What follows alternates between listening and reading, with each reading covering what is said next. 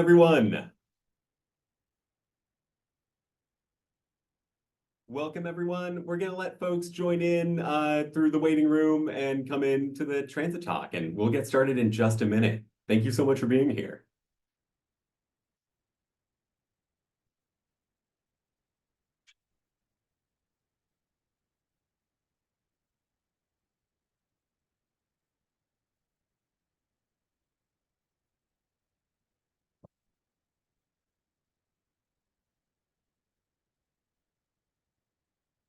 All right, I think let's get started. Well, good afternoon. Thank you all so much for being here today. It's great to see a huge amount of interest in this transit talk, our first of the year.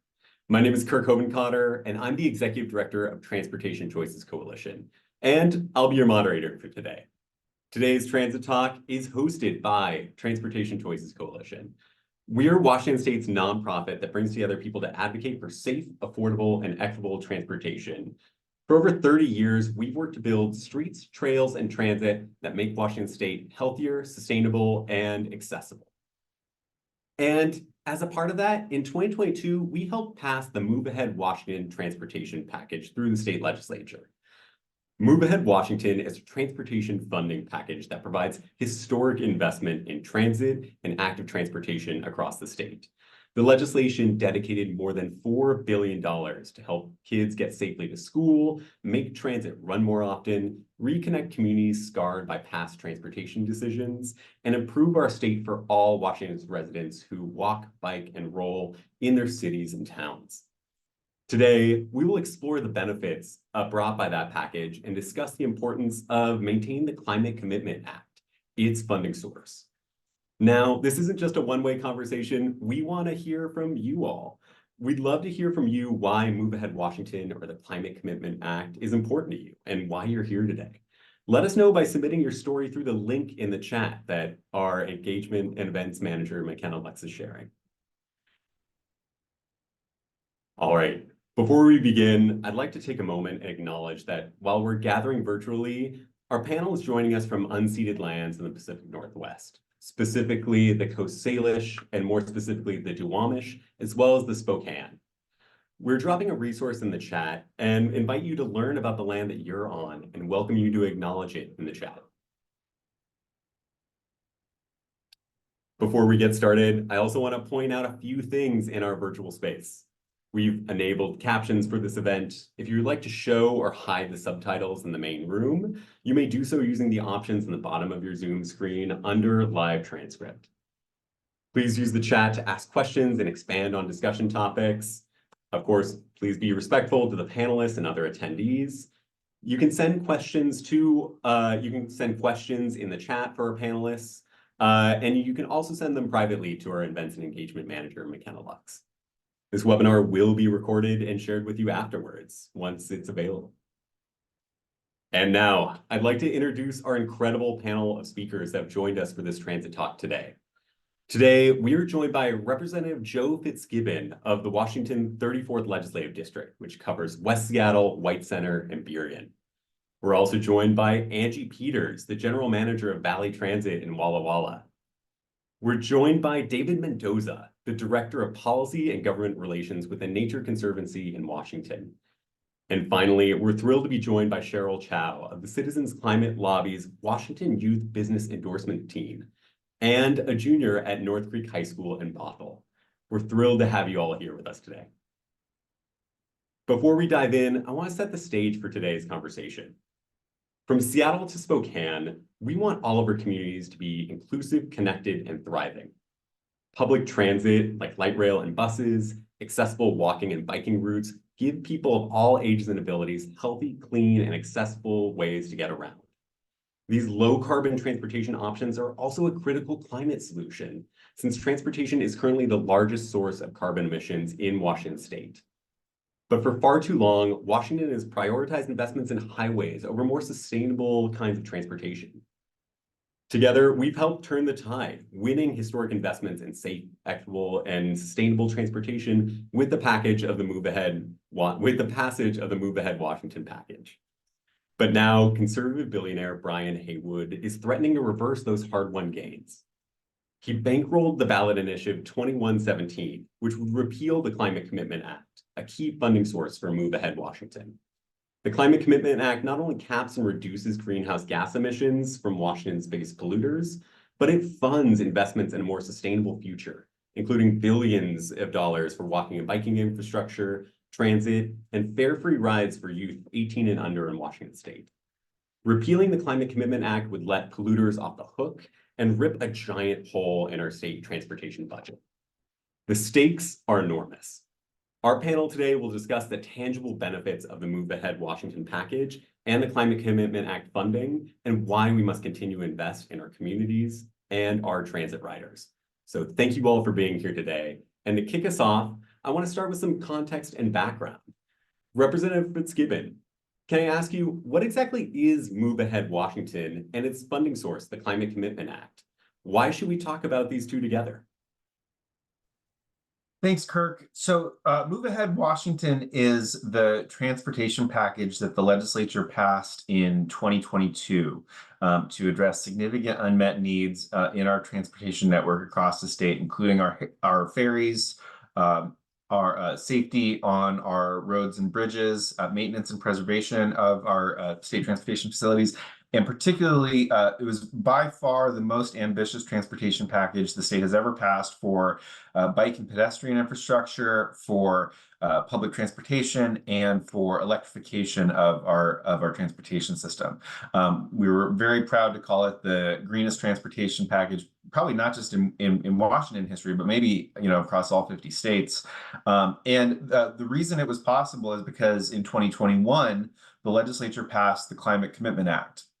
The Climate Commitment Act essentially makes enforceable our existing state targets for greenhouse gas reductions. In 2020, the legislature adopted targets to get us to net zero emissions across Washington state by the year 2050. And the Climate Commitment Act is how we get there. We have great sector-specific policies in transportation, like the Clean Fuel Standard and the Zero Emission Vehicle Standard, in electricity, like the Clean Energy Transformation Act, and in the building sector, like the Clean Buildings Act.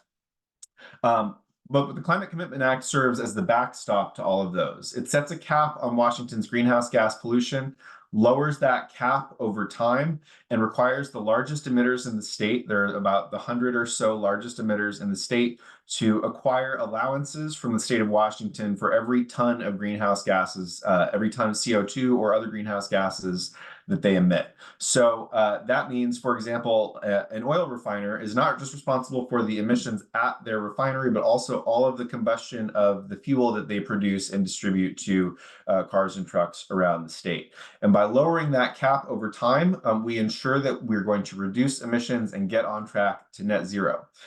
At the same time, because those large polluters have to acquire those allowances from the state, and they do those through auctions, there's 4 auctions per year where those emitters have to come to the State Department of Ecology and bid on those allowances for the privilege of emitting greenhouse gases into our air.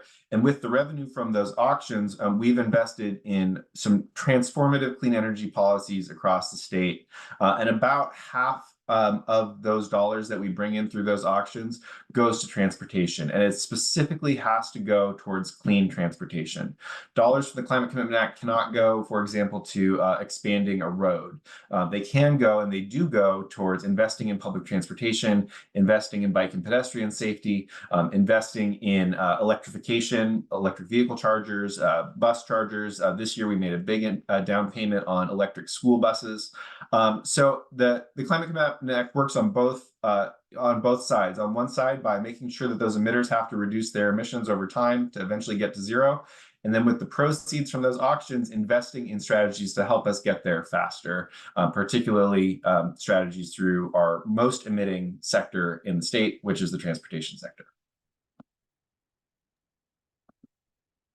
Representative Fitzgibbon, thanks for that overview, and thanks for your leadership to pass both Move Ahead Washington and the Climate Commitment Act. And speaking about those transformative investments, I want to direct this question to each of you and hear from each of our panelists about this.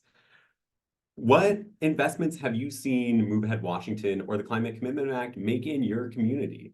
And let me start with Angie on this, with Valley Transit. Thank you. So across the state, we've seen communities experience significant positive transformation thanks to the implementation of the Climate Commitment Act. Thus far, the initiative has supported over 900 diverse projects aimed at bolstering various aspects of community life. These projects encompass things such as facilitating free youth transit, enhancing pedestrian, cycling, mobility, device safety through improved infrastructure, installing EV charging stations, introducing electric ferries, upgrading home and school heating systems for greater efficiency, undertaking fish passage and restoration efforts, providing grants to tribes and underserved communities, and advancing clean energy projects. In the Walla Walla Valley, the impact has been profound.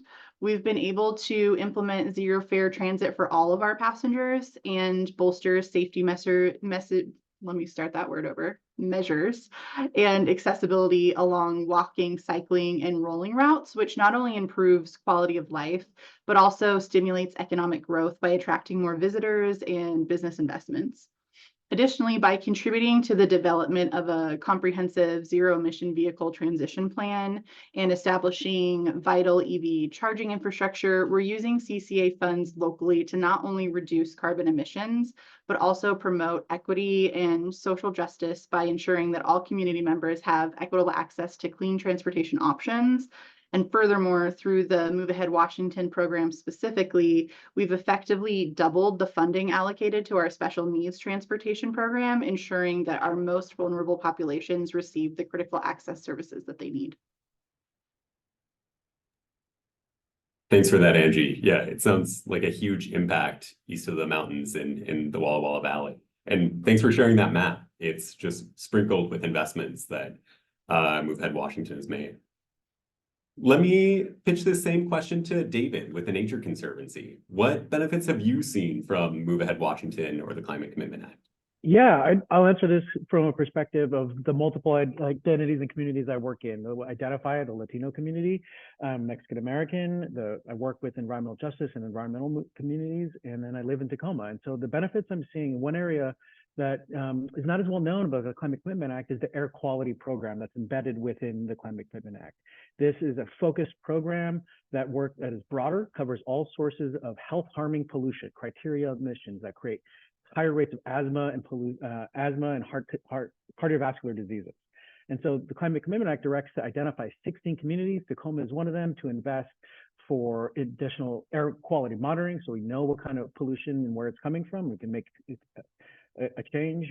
We'll see reductions in those emissions, and then we'll have a grant program about $11 million in this first biennium to invest in ways to mitigate those harms.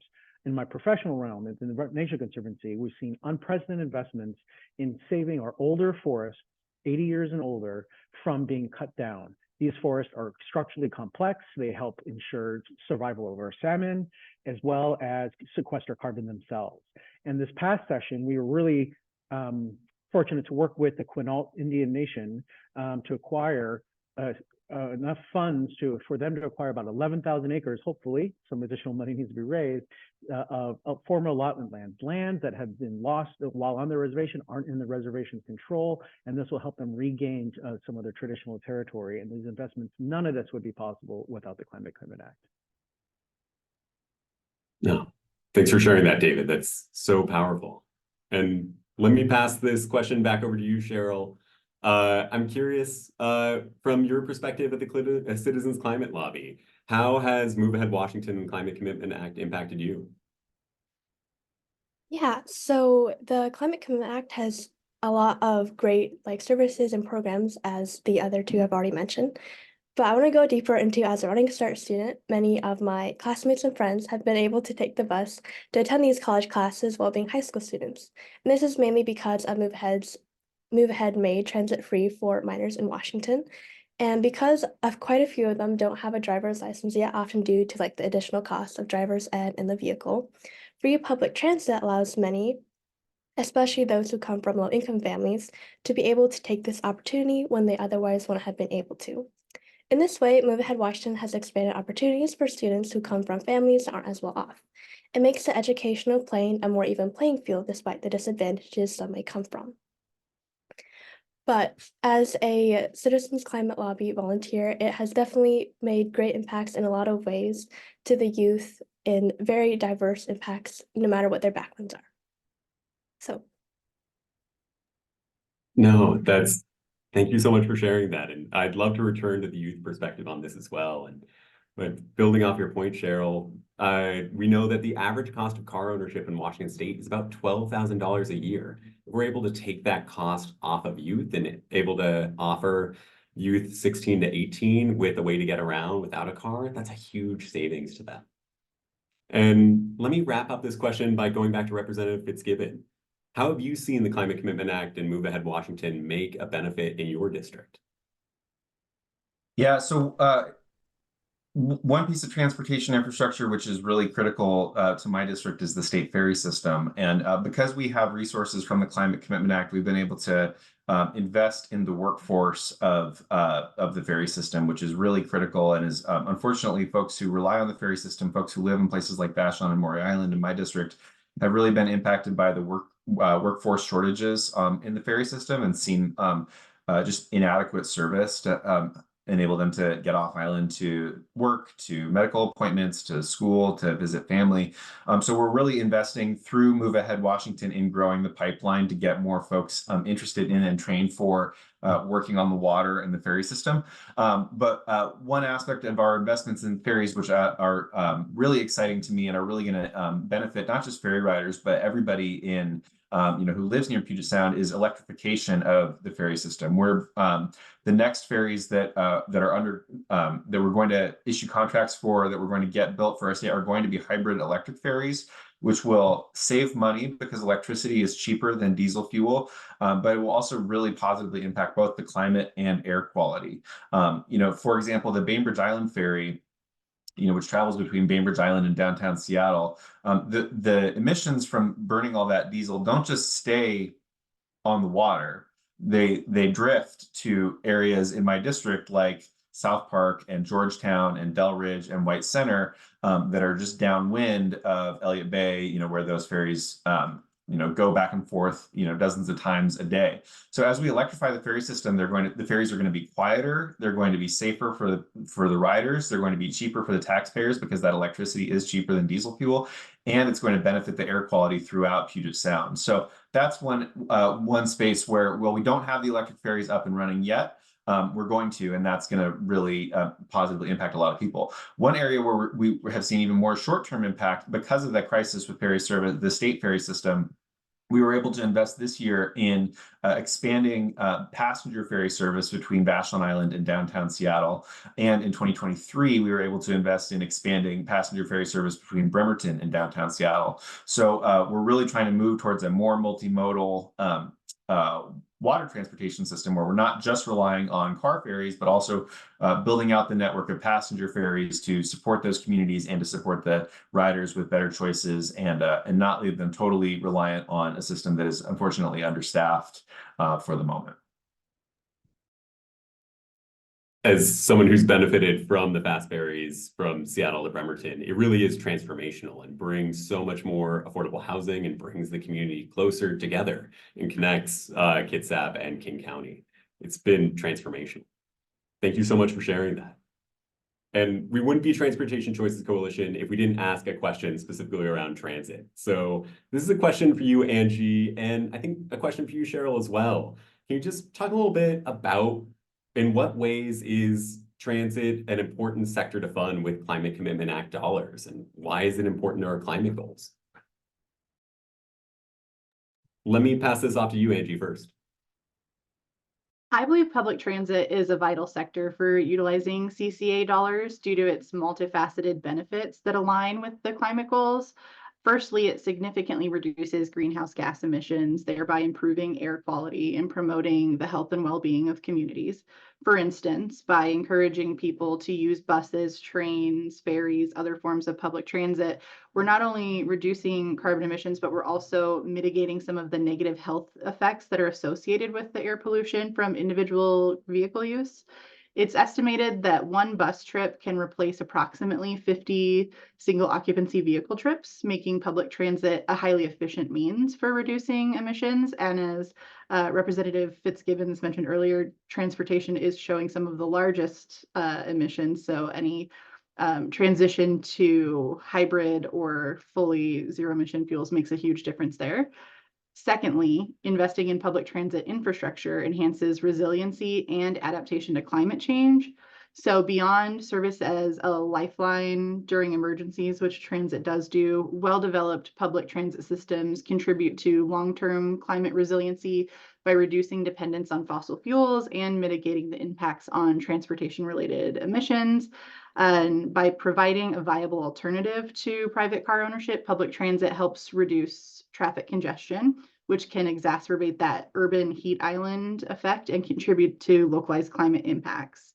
Additionally, efficient transportation networks support more sustainable land use patterns, such as transit-oriented development, which reduces sprawl, preserves natural habitats, and promotes biodiversity in our communities, all of which are essential components for climate-resilient communities. And moreover, public transit plays an important role in climate protection by fostering community engagement and empowerment. So by encouraging resident involvement in the decision-making process and providing equitable access to transit options, this collaborative approach not only strengthens community ties, but also strives to safeguard environmental health. This collaborative approach ensures that public transit projects are tailored to meet the diverse needs for local populations, amplifying their positive impact. And then by promoting the use of public transit, these efforts contribute to reducing carbon emissions and mitigating the impacts of climate change on a broader scale, thereby furthering the efforts to safeguard our environment for future generations. Absolutely, and it's urgent, and every summer that we see wildfire smoke engulf our state, it's an urgent reminder that we need to take action on this, and we need to take action on the source of the largest climate emissions in our state, which is transportation and people driving alone. So thanks for sharing that, Angie. Let me pitch the same question over to you, Cheryl. Why is it so important to invest these dollars in public transit? Yeah, sorry, yeah.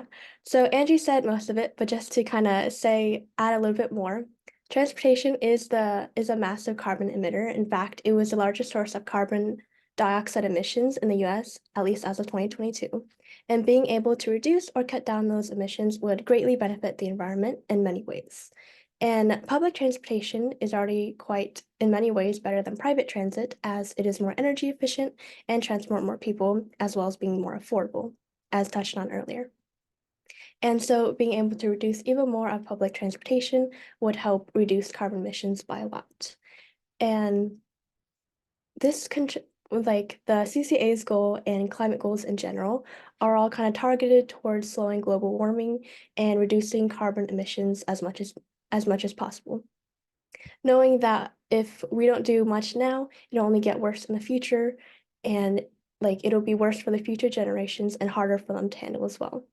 And specifically in our state, a transportation agency, the Washington State Ferry, is the single largest carbon emitter among state agencies. Fortunately, the Move Ahead Washington uses the CCA revenue to invest in the all-electric passenger ferries, also mentioned earlier. And that's just one example of where transportation was in need of the funds to install more sustainable systems.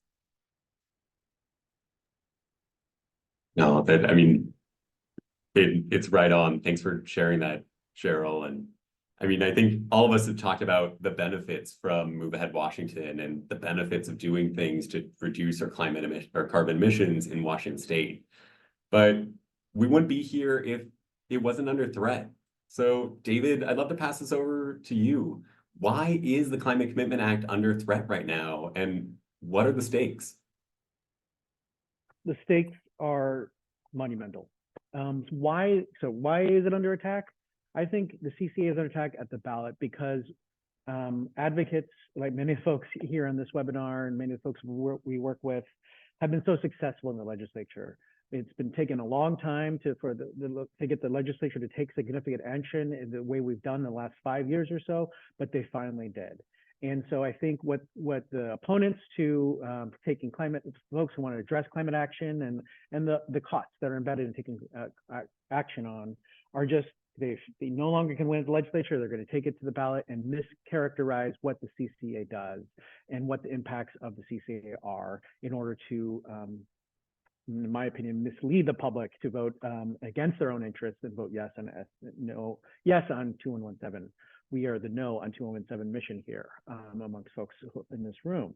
The impacts would be that, and this point is a particular concern because right now we're barely starting to feel the positive impacts of the CCA. The revenue is getting out the door, but it's not quite all the way out there yet. So we're at this moment where the costs are being felt, but the benefits are not. And so this is a really a year in which there is that danger. And so I think what we can do is talk about the things that already have happened on the ground and what needs to further happen in order to address the problems we're facing.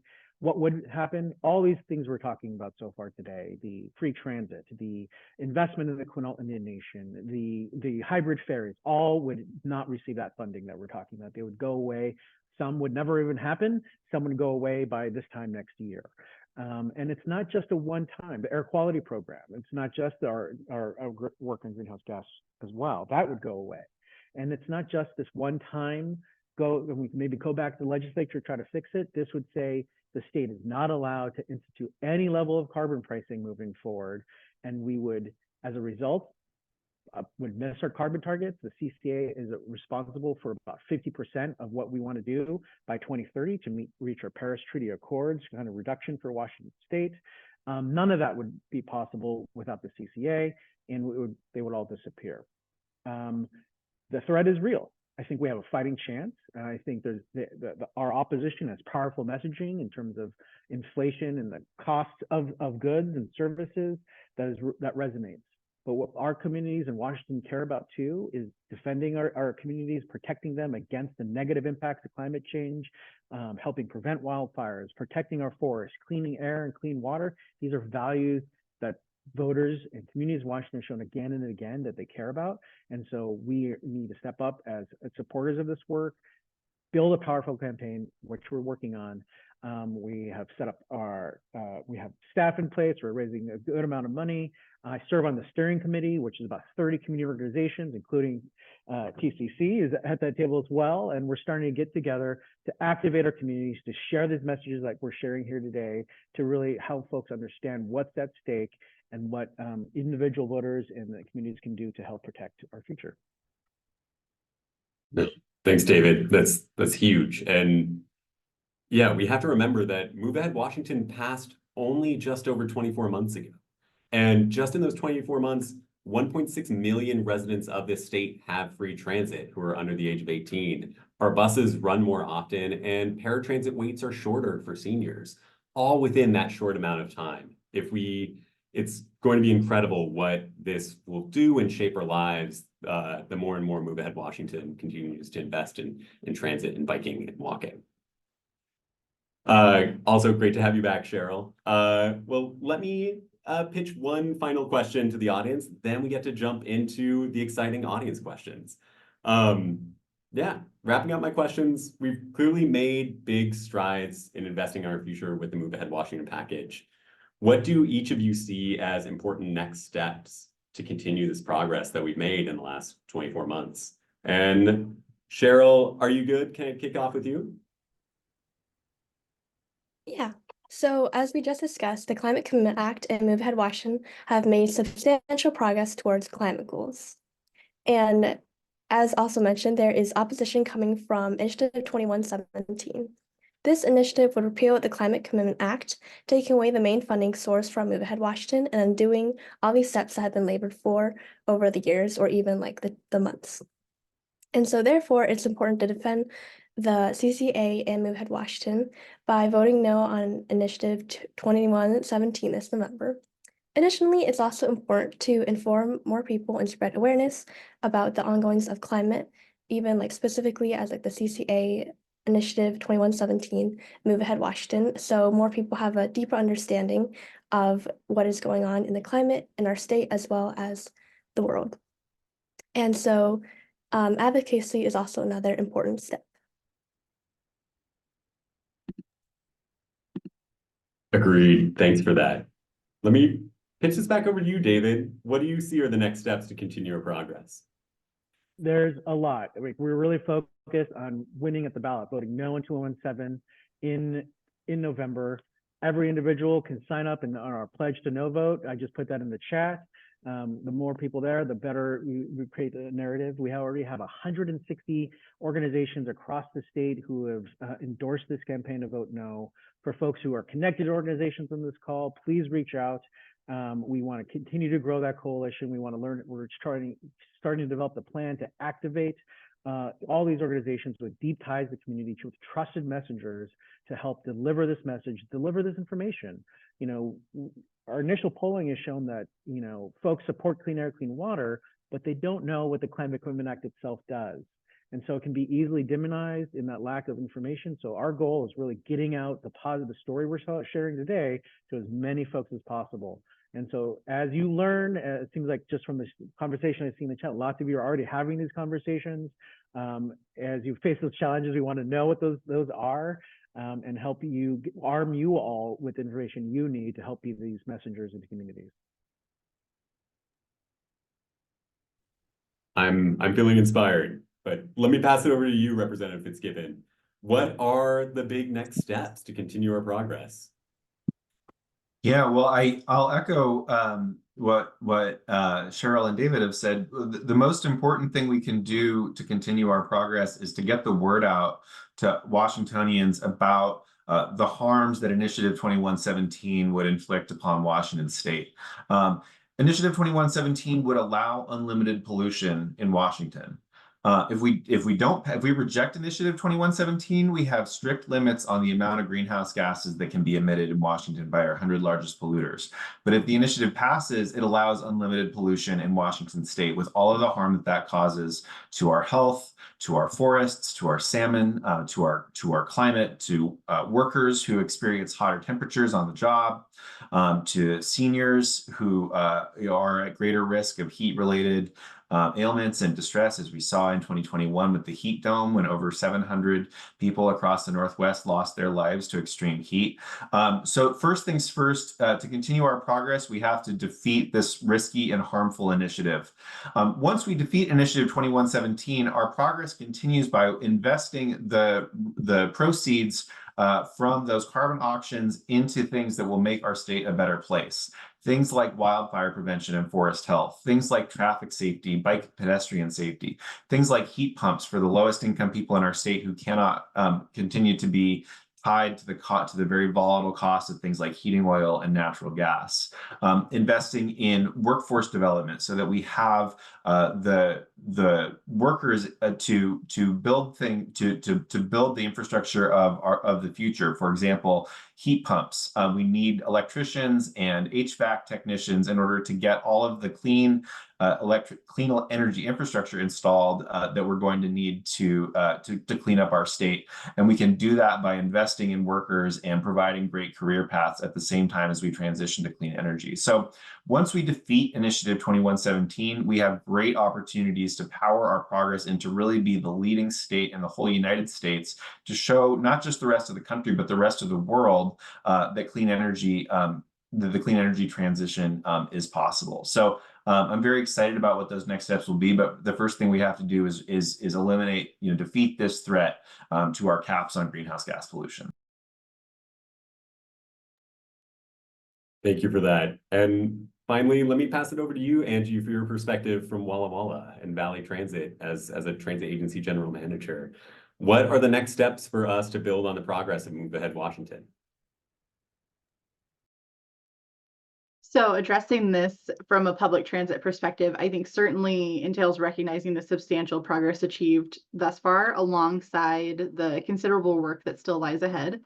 I think that key next steps for transit include ongoing investment in infrastructure, including the expansion of transit networks, enhancement of existing infrastructure, and the adoption of technology geared toward emission reductions, such as alternative fueling methods and software solutions like real-time passenger information systems and predictive maintenance tools. Furthermore, ensuring equitable access to transit is paramount for bolstering climate resilience. So this necessitates substantial and potentially augmented investment in programs aimed at making transit both affordable and accessible for all individuals, but especially those in underserved communities. And lastly, a critical, albeit complex, next step to address involves investing in climate adaptation measures. That entails devising strategies to safeguard transit infrastructure from extreme weather events to ensure uninterrupted service delivery during such incidents.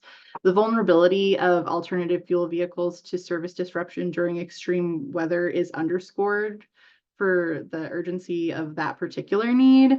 And as we continue to face increasingly frequent severe weather events.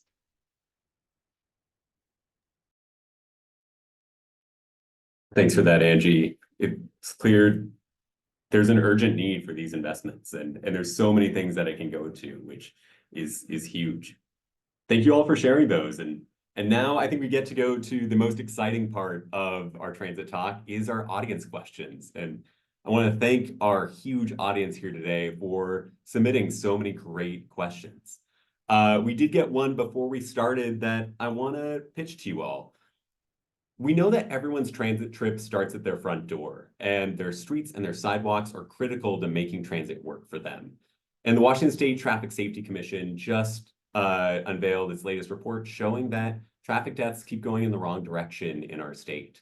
So I'm curious, what investments in walking and pedestrian safety are we seeing in Move Ahead Washington, or what can we expect?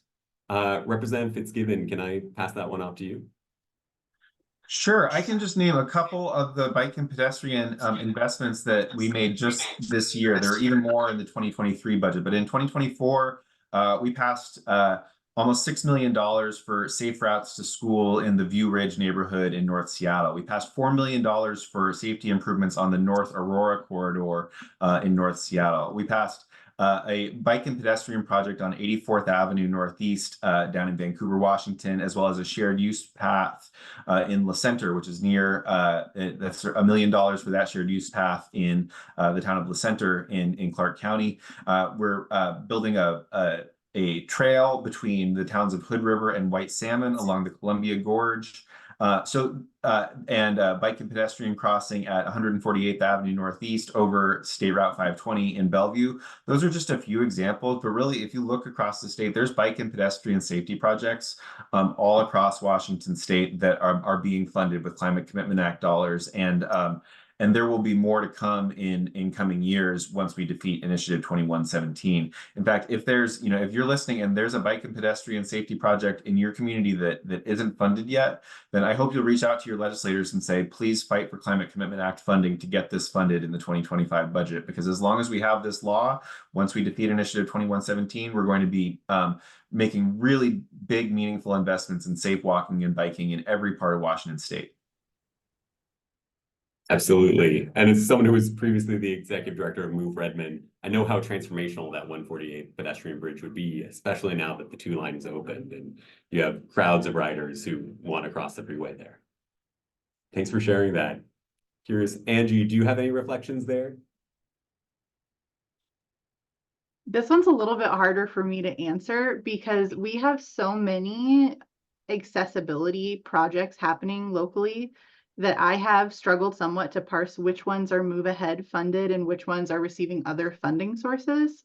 So I'm going to give a very broad answer, and I'm hoping that I'm accurate on which ones have been funded by what programs. But we've seen a lot of investments on improving connectivity and also with laying in more ADA ramps as part of that process. So it's expanding just from like safe walking, rolling, biking routes to actually truly usable routes, which is so important. And I think we've seen kind of across the state is an issue in many communities. And then of course, we know we've seen well over 100 projects across the state that are doing these same types of projects. So it's not just in my community where these great enhancements are taking place.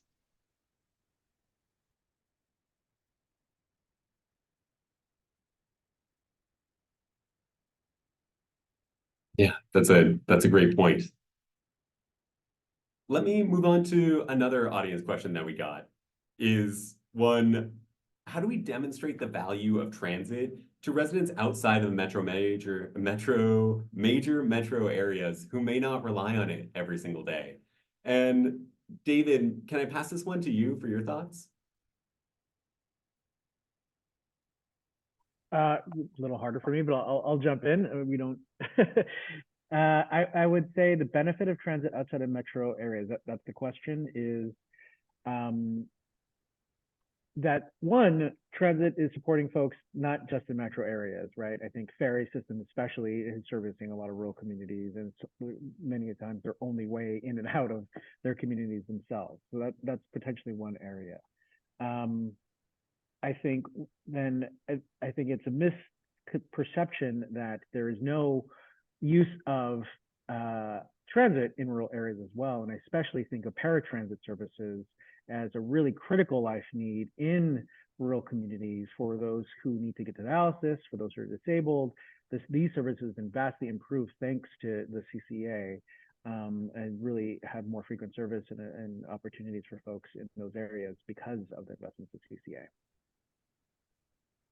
No, I think that's a critical point, David. And the fact that 30% of Washington residents don't drive because they're aged out of driving, aren't old enough to drive. I mean, it's critical that transit benefits everyone, no matter if you use it or not. But we strongly think you should use it. We think transit should get better to make it easy as possible for you to get from A to B. Let me pass that over to the other panelists. Do you have thoughts on how you speak to folks or how you demonstrate value to transit outside of some of our major bustling metropolitan areas? I can take a shot at this, Kirk. I think folks don't need to rely on transit every single day in order to see that it has a benefit for the community. You know, I really think that getting somebody to experience a bus ride and realize how safe it is, how affordable it is, how great it is to not have to shell out so much for gas. Once people realize that those services are available in their communities, you know, I think about the bus between Chelan and Wenatchee, right? That's a long distance for folks to drive, but a lot of people make that commute every day in both directions. And I think part of how we're doing that through Move Ahead Washington is with free transit for folks under the age of 18, so that by getting people to experience transit before they're 18, you know, when particularly it's you know, difficult to impossible to afford a car or to be licensed to drive a car when you're young, helping people sort of become acclimatized to how useful transit is as a service in their community, whether you live in Seattle or whether you live in Chelan, is part of how we build that culture of people understanding that they have good choices, they have safer choices, they have cheaper choices, and it's only because of Move Ahead Washington and the Climate Commitment Act that we're getting people that experience early on in their life. Absolutely. And it's something that one project that I always speak to is the Travel Washington program, which is also funded by Climate Commitment Act, that provides inner city buses between rural areas and connects rural areas to opportunity. It was great when I got to go visit Angie. I got to take the purple line. Sorry, not the purple line, the grape line between Pasco and Walla Walla. That just made it easy to connect between those two growing areas. Angie, do you have any final thoughts on this? If not, we can move on to our next audience question. I think Representative Fitzgibbons did really good. The only thing I would add is to say that I do think actually in rural and small urban communities, the value of transit is more recognized than people in urban areas might realize. The system is different, right? And so the people who are most transit dependent transition a little bit. But in the types of conversations we're having, things are similar, where we talk about the cost savings for using transit, the accessibility enhancements, and also how that has a connection to social determinants of health for so many people in our community, particularly our elderly population. And of course, we talk about environmental benefits and how it can reduce some of the traffic stress. Believe it or not, that does exist out here. It is different than what you experience in Seattle, but it does exist. All right. Yeah, Walla Walla, famous for the traffic jams. David and Joe, I think this next question would be great for you to answer. We know that people are hungry for these investments from the Climate Commitment Act and the projects in Move Ahead Washington. What are ways that we can accelerate them to get these benefits to Washington residents sooner? Yeah, I think there's an aspect that we haven't touched on quite in the benefit of this, the investments, and that's the requirement in the CCA that 35% have to benefit communities overburdened with pollution, another 10% for investments supported or on tribal land. And so those are significant changes to how governments have like gotten money out the door. And I think any slowness, and not any slow, some of the slowness perhaps that can be attributed to these funds maybe not getting out the door fast enough has been some deliberate planning on the part of agencies to like, how do we best do that? How do we track it? How do we make sure we're identifying communities correctly? Because it's a challenge they haven't faced before. And so we need to get that out the door fast. I'm not saying it's an excuse for slow action, but I think that's been part of kind of the perceived slowdown that's happened. So how do we get it out? I think we're on the cusp of that. A lot of this design work has been done by the agencies. You're going to see RFPs continue to flow out this next few years.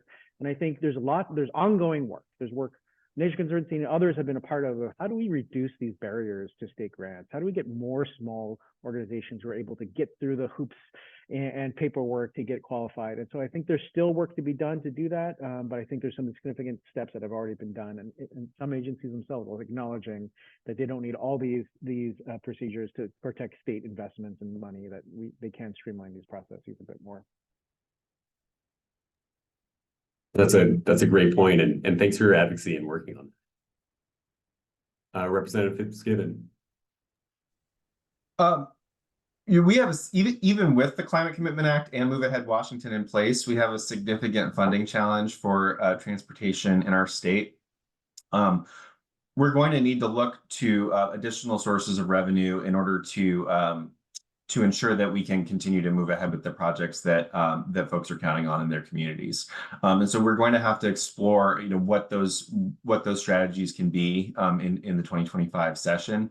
At the moment, we're trying to keep projects from being delayed or canceled or reduced in scope. I know there's a lot of concern, for example, in the Montlake neighborhood of Seattle about how some of the cost saving changes that have been proposed for the 520 bridge project, because our revenues are coming in less than where we thought, and the costs for these projects are coming in over where they were projected. So we're going to have to look at strategies to get more resources into the transportation network. But the first thing we have to do is keep from going backwards.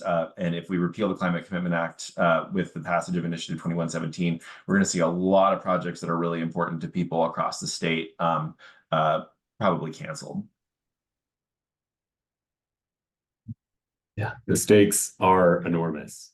And so I think on that note, I want to bring us to one question that came out of the chat that I think is really, really good. So I want to put yourself, say you're at a local public event, a fair, a farmer's market, and you need to talk to someone who doesn't know much about the Climate Commitment Act.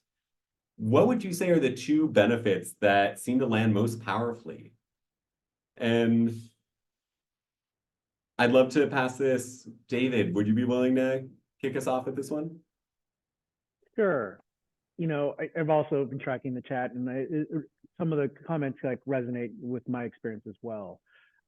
We have all, if you've lived in Washington State for at least the last 5 years, have felt firsthand the impacts of wildfires. Our air has been dirtied. It's been across the state. It's been a national story, not even just Washington. It's been happening all over.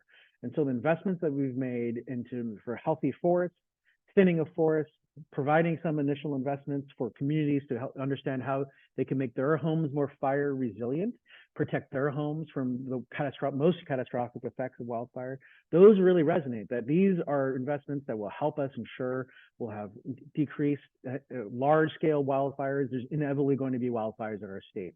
The investments we can make at CCA will help lower those.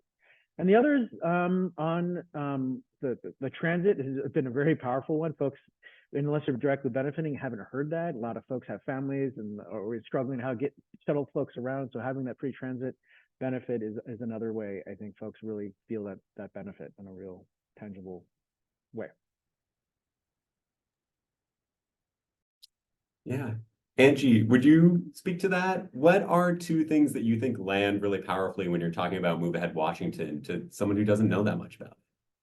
Yeah. So obviously we end up with a very transit heavy focus in these conversations, and we try to talk about the direct benefits to the community. And more often than not, when we're in this conversation to have to sell it, we're talking with someone who's not a typical transit user. So it helps to frame it in a way that is understandable to them. So we talk about the impacts, like when we're doing the special needs transportation, the increased funding there, where that's taking the burden off of like the working child when their aging parent needs to go to medical care, that sort of thing. It has resonated strongly, the understanding of what a vital investment it has been to the special needs transportation program. And then we did do it a little differently here, where we didn't just do it with the youth. So it has resonated even with non-transit users, that we have been able to make the system zero fare for everyone that needs access, which has been an important thing with our community, just because of how many people that we have that are over the age of 18, but that would still struggle to pay fare. I do recognize, though, that we are in a unique position of like what the fair percentage of my budget would be versus what the fair percentage of the King County budget would be, where I'm actually going to receive enough funding to make up that difference, and large agencies are not going to experience that. That's a great point. Cheryl, can I pitch this question over to you? What do you think resonates with people when you talk about the Climate Commitment Act? Wait, sorry, could you repeat the question? Yeah, when you're talking with someone who doesn't know a lot about the Climate Commitment Act, what do you think resonates with them about it? Well, I think what resonates with them is that it's very like future oriented, in fact, and how it is watching out for kind of like those who like how life will be in the future if like it keeps going, and how it takes steps to not only reduce carbon emissions by like doing the cap, but also investing into so many programs, especially those that make more equality, like an equal playing field for those who might be in more overburdened communities. That's a great point. And I think this is the Climate Commitment Act, Move Ahead Washington. These are legacies. These are things that people are going to point to decades from now as major turning points. And it's just important and urgent to know that they're under threat. And let me wrap up this question to you, Representative Fitzgibbon. If you are talking with a constituent who doesn't know a lot about the Climate Commitment Act, what are the two things that you think resonate the most with those folks? Yeah, well, I mean, of course, the transportation investments, as we've been talking about here, but a few others. We touched on wildfire prevention. It's really important to our state's wildfire prevention and response plans and systems that we have Climate Commitment Act dollars. In fact, we just this year invested $10 million from the Climate Commitment Act in forest health to make sure that we're doing clearing out brush and thinning overgrown forests that are at really high risk of wildfires. This is particularly true in Eastern Washington, but it's increasingly true in Western Washington. And we also know from the last couple summers when we've seen thick wildfire smoke, particularly harmful to people with respiratory ailments, to kids, especially babies, and to seniors, having that thick smoke impact all of our lungs.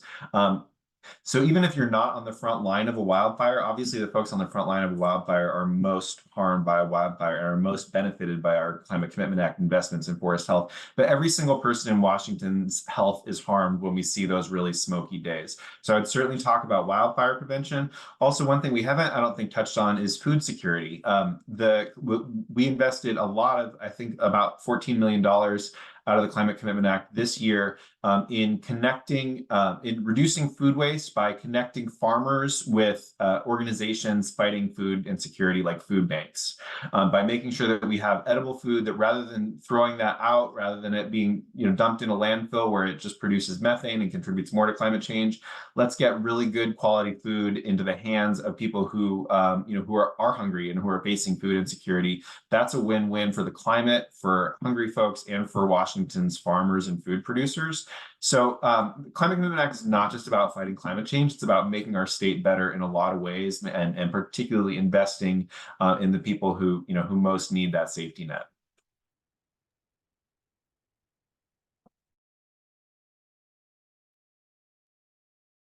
Any final points related to that? Yeah, this isn't something I lean in with as I'm trying to extol the benefits of CCA, but something important to this conversation, as I've seen it come up in the chat and comes up in every conversation on CCA, is the price of gas and what the impact of CCA is on price of gas. And there's a couple things here. One, there is zero guarantee that repealing the CCA will result in lower gas prices, right? There's a couple of data that is rhetorical, like they're going to raise prices no matter what. A couple pieces of data just in the last year or so that kind of highlight this point. You need to double check, but this is my recollection from the most recent kind of thing back and forth I've been seeing around is our price of gas, average price of gas right now in Washington State sometime earlier, like last month, was higher than our highest price of gas last year. The allowance prices have dropped dramatically in that time, and yet our gas to price is expensive. So there already seems to be a disconnect. Even low allowance prices, still higher price of gas. So already that's happening. Historically, our price of gas in Washington has been about 11 cents higher than Oregon.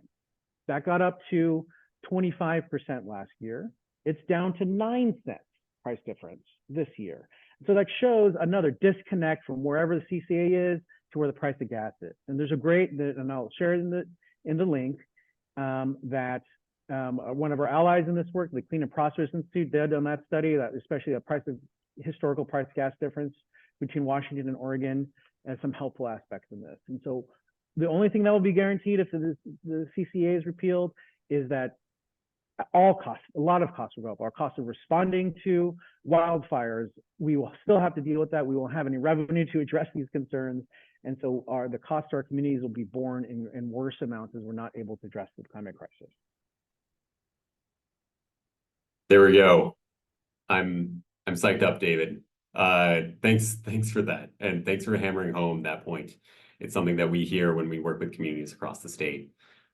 Some of the big things we highlight are just that the Climate Commitment Act funds investments that we can see today. The free transit for 1.6 million youth. It makes your bus come more often, and it makes paratransit waits shorter. And the second big point is it's just getting started. We're thrilled to see what the $4 billion of investment is going to do in our communities and make our transit and our walk to transit that much better. So thank you all so much. Clearly from our chat, we could go on with questions for a whole nother hour. I love the energy and enthusiasm in here, but I want to thank to you all for attending, and I want to thank our panelists for sharing their perspectives and expertise. At Transportation Choices Coalition, we're geared up and ready to protect transit funding across the state. We urge all of you to stay active with the campaign to stop Initiative 2117. You can take action right now to protect this transit funding by pledging no to vote on 2117 through the link in the chat. And if you'd like to stay updated on Transportation Choices Coalition's work in the interim, please sign up for our newsletter using the other link in the chat. We're also just 3 weeks away from the start of the best time of year, Ride Transit Month. It's a celebration of the impact of transit on our communities across the state.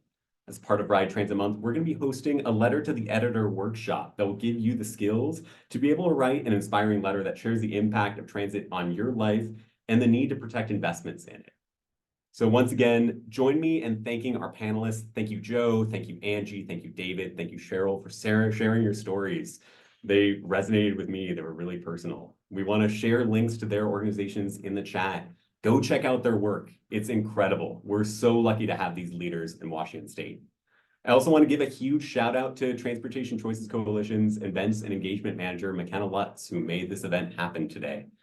And if you like events like these, please consider supporting Transportation Choices Coalition. We rely on the generous support of people like you who attend these transit talks.